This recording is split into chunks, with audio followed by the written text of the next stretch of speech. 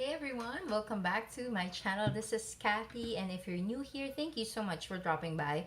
If you're a returning viewer, thank you for watching again. For those who haven't subscribed yet, I hope you guys subscribe. It will mean so much. I'm currently at 1,395 and I would love to get into 1,400 subscribers. If any of my content has helped you in the past, I hope you subscribe, hit that like button, and ring the notification bell. I will try to upload one video a day from now on until the end of the year. Hopefully I get to do that, and if not, I promise that at least every other day I will be uploading new content, and it will all be about finding your happy, improving your life, making work for you, and saving money. That is what this channel will be all about, with occasional reviews of food, tech, beauty, here, there, and everywhere. So again, welcome back to my channel, and today's video we will be talking about 5 things that you need to know when you're moving houses.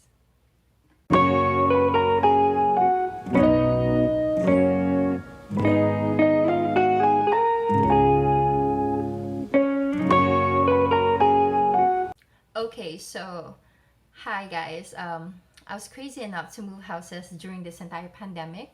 Luckily, we moved to a house that was just within our village, so it wasn't super hard, but the struggle was still very real because we had to be, very aware of the surroundings, of our health, sanity, sanitation, cleanliness, but at the same time making sure that we're able to transfer everything from one house to the next, and it was just insane. So, long story short, we are now living on our own. I'm with my own small family. I'm no longer living with my mom. She's with my sister, and they're taking care of each other because, I'm almost 40. It's high time that I have my own place and be responsible for my own finances, which is really scary.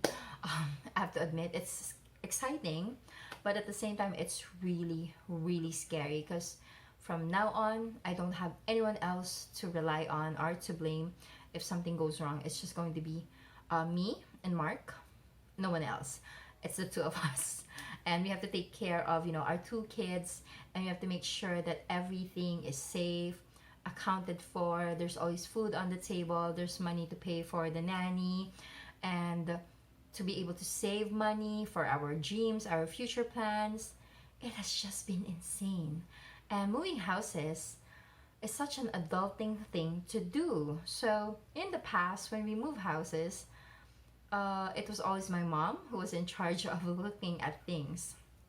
For the first time, it was me and Mark, mostly me, and I had to, observe, look out for things, and make sure that everything was okay. But guess what?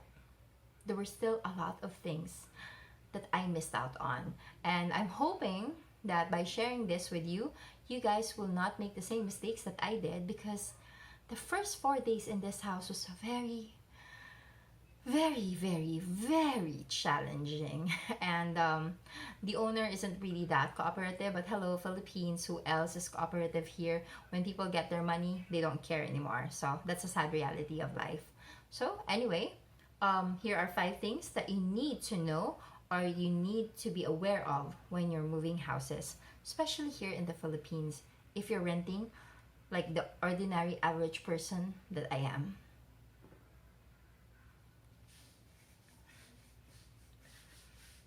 So here are 5 things that you need to know when you're moving houses, especially when you're just renting, like me, the average person. Okay, so 1, read the contract. Do not be an airhead and just sign the contract. Read it. Read to know about the rules. Read to know about what's okay and what's not.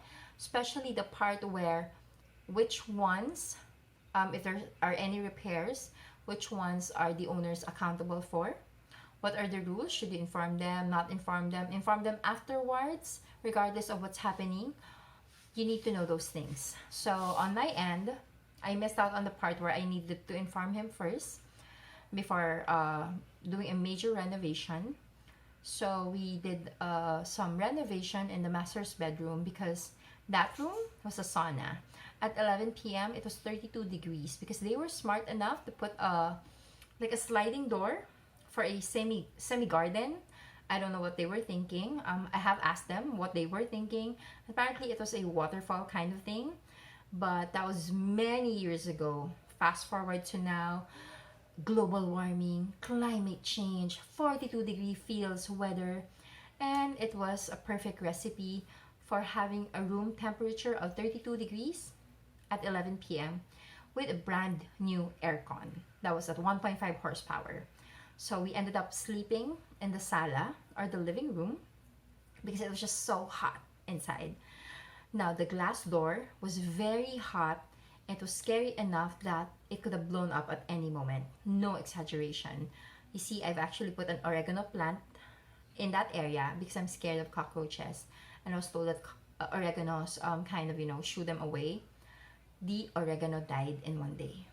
It was that bad. It was that hot. It was scalding, burning, like fiery pits of hell. It was just really, really hot. And the owners don't believe me because apparently the past tenants never complained. I don't know why they didn't complain because it was really, really hot. And I'm the person that when I'm on the beach, I'm still wearing a sweater, not because I don't want to get dark, but because I get cold easily. But this time, it was just crazy hot.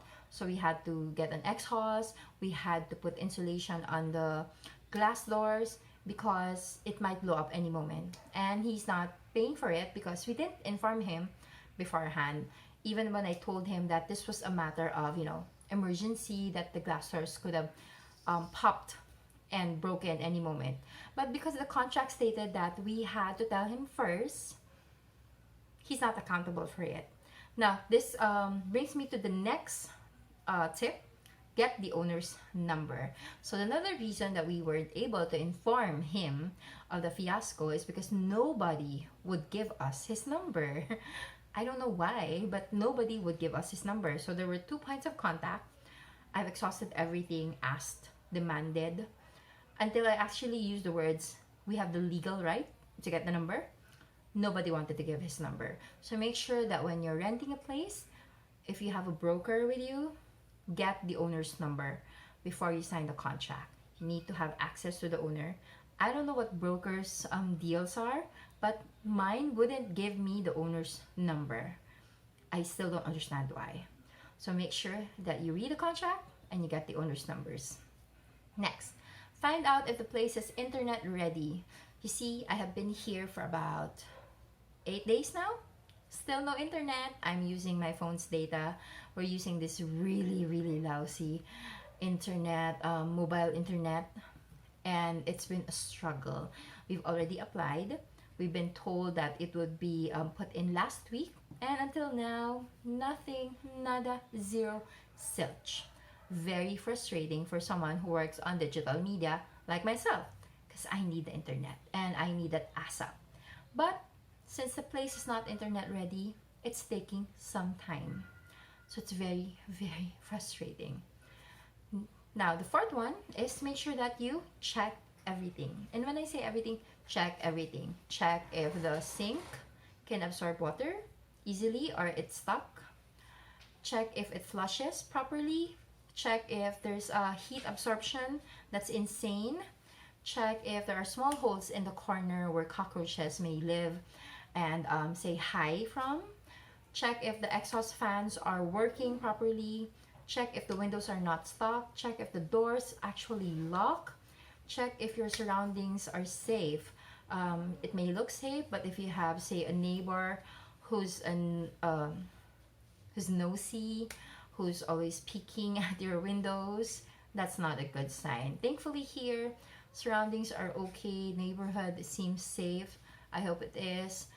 There were a few mishaps with small holes, but that was easily fixed. But it's the small things that are disturbing that can pile up and make you really cranky, especially if you've just recently moved. It can be very, very frustrating because your notion is, anyway, my notion is that I'm paying for the house that I'm renting. The least that you can do is make sure it's ready for me and livable and okay. But again, hello Philippines, no care about tenants. They just kind of did a very superficial cover of things, And then the rest we kind of discovered on a daily basis na, oh, this one, the drain won't, really take all the water. This flush is not working. The exhaust is actually burnt up. We need to replace it. So it was one discovery after another, and it has been a struggle. Thankfully, I haven't flipped. I did explain to the owner that he needs to know about these things because it is his house and we're just renting. And I hope that, in the future, I don't encounter this kind of things anymore. Then finally, storage. I have been trying to become a moderate minimalist, which means I still have a lot of stuff, but it's not as many as before. I've purged a lot of things, but I still need some storage. So this house is actually really wonderful. Spacious living room, spacious office space, everything's spacious.